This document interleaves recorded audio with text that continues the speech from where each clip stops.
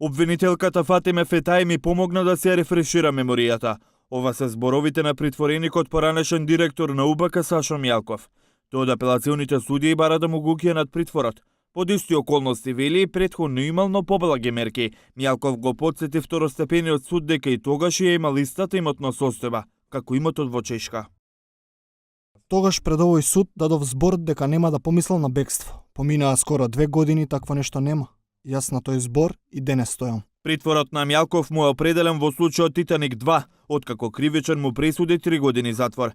Адвокатите на јавната седница на која бараа да му биде укинат притворот го оспоруваа СЈО како ненадлежно обвинителство, подкрепувајќи се на начелното правно мислење на Врховниот суд, каде гледаат надеж во укинувањето на пресудата, бидејќи токму Врховен одлучи да не ги важи предметите на СЈО, поднесени по 18 месеци до истекот на рокот за обвинение.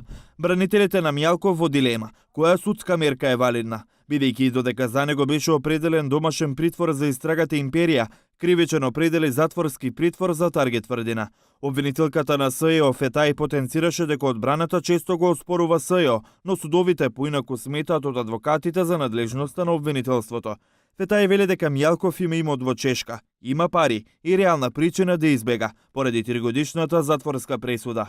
Аргументите на одбраната на Мјалков и на специјалното јавно обвинителство ги разгледуваа апелационите судии и ќе одлучат дали екс-директорот на УБК ќе остане во притвор или не.